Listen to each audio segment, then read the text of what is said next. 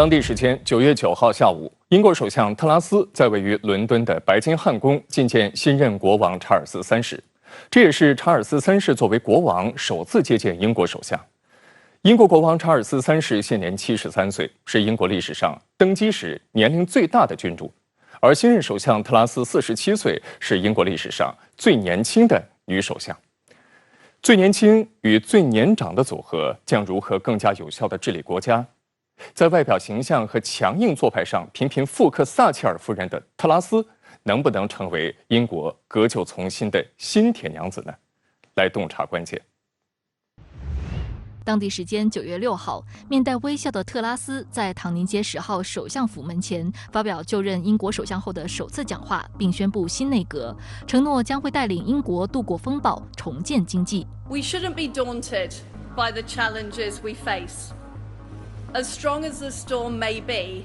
I know that the British people are stronger. 有意思的是，在这场就职典礼上，一贯喜欢模仿铁娘子撒切尔夫人的特拉斯，却在演讲中学起了2战时期英国首相丘吉尔的口吻，援引其名言，承诺将今天就采取行动，通过减税和改革的大胆计划，让英国成为一个理想国家。今天就采取行动，最早是1941年10月，丘吉尔回复图灵等4名破译员请求支援的邮件时给出的指示。后来，丘吉尔将这句话印成贴纸，贴在备忘录和文件上，作为对于工作人员的提醒和督促。然而，特拉斯今天就采取行动中的最重要行动——组建新内阁，却备受争议。其中最受关注的就是新名单中所谓4大要职打破传统，没有一个白人男性成员。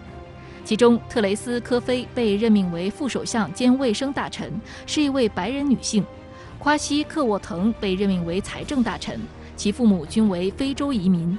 詹姆斯·克莱弗利被任命为外交大臣，其母亲是非洲移民，父亲是英国人；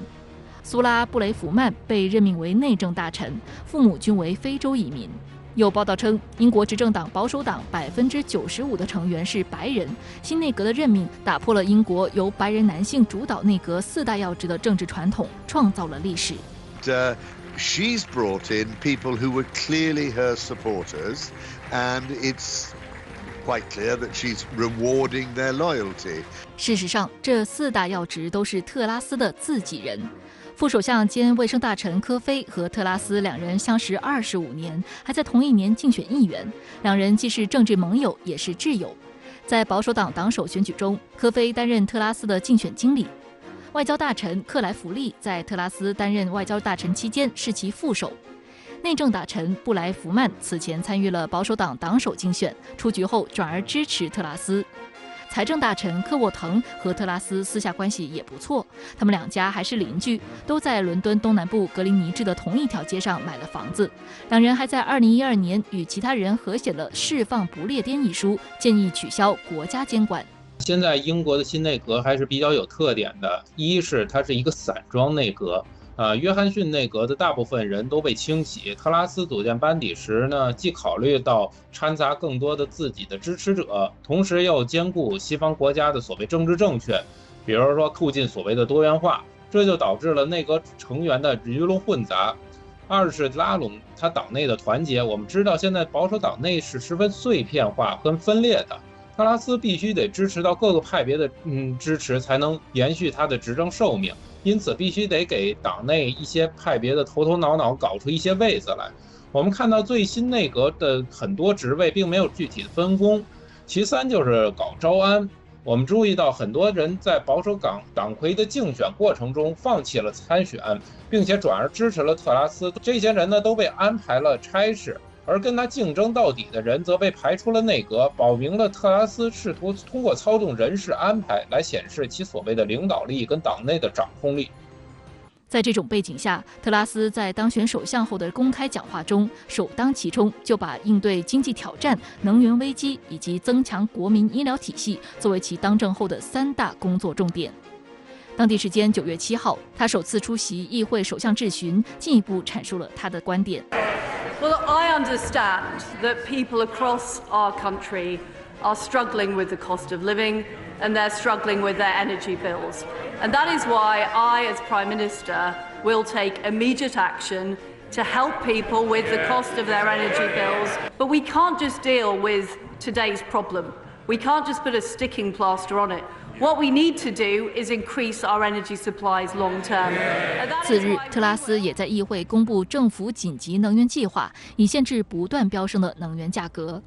目前，根据能源部门预估，未来这个冬天寒冷的天气加上天然气短缺，将导致该国电力短缺。到了明年1月，英国可能要经历长达几天的断电状态。不过，路透社却并不看好特拉斯的计划。评论认为，此举或能降低通胀，却会使政府借贷增加超过1000亿英镑。除此之外，特拉斯还打出了减税牌，将原本应在明年提升至25%的企业税率维持在19%，同时叫停环保税。此举受到了前财政大臣苏纳克的警告，认为该计划会给财政留下一个500亿英镑的黑洞。英国财政研究所也对新首相是否有空间进行大规模永久性减税表示怀疑，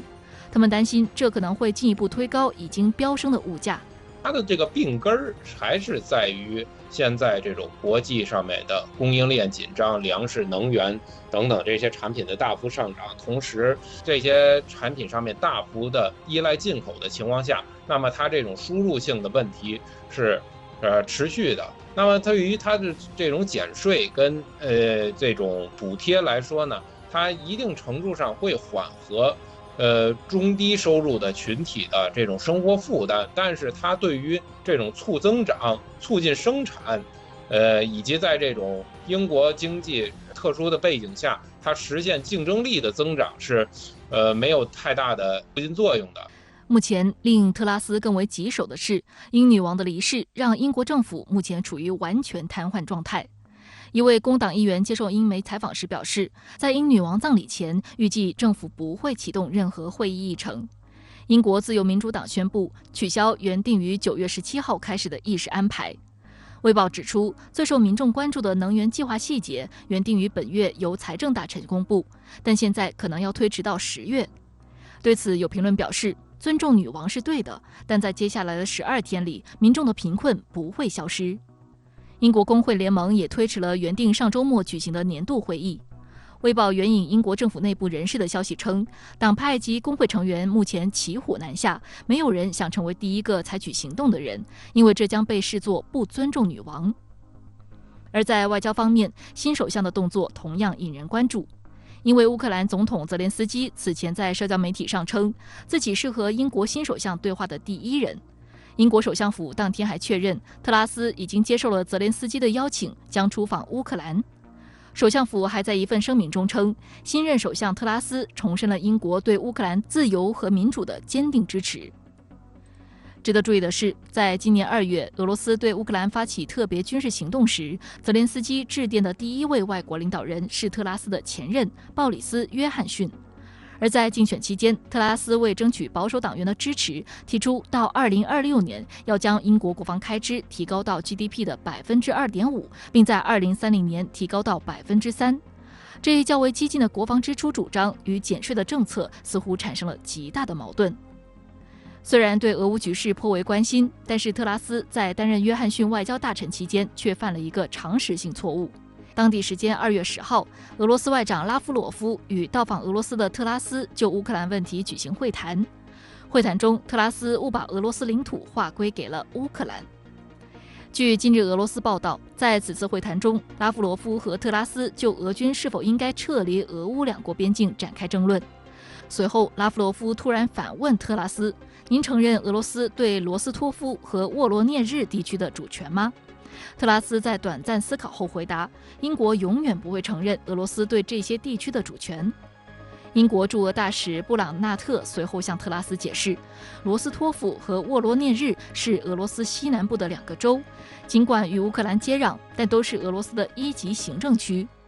对此，特拉斯表示，他当时误认为拉夫罗夫说的是乌克兰的2个地区。特拉斯上台以后，第一个出访国选为乌克兰，这都说明英乌关系不一般，反过来也说明了英国跟俄罗斯关系将持续的恶化。为什么特拉斯这么关注乌克兰？那英国脱欧以后他在欧洲大陆影响力下降了，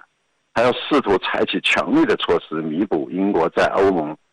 丧失的这种认同感和失去的影响力。最后呢，英国甘愿充当美国在欧洲最铁的伙伴。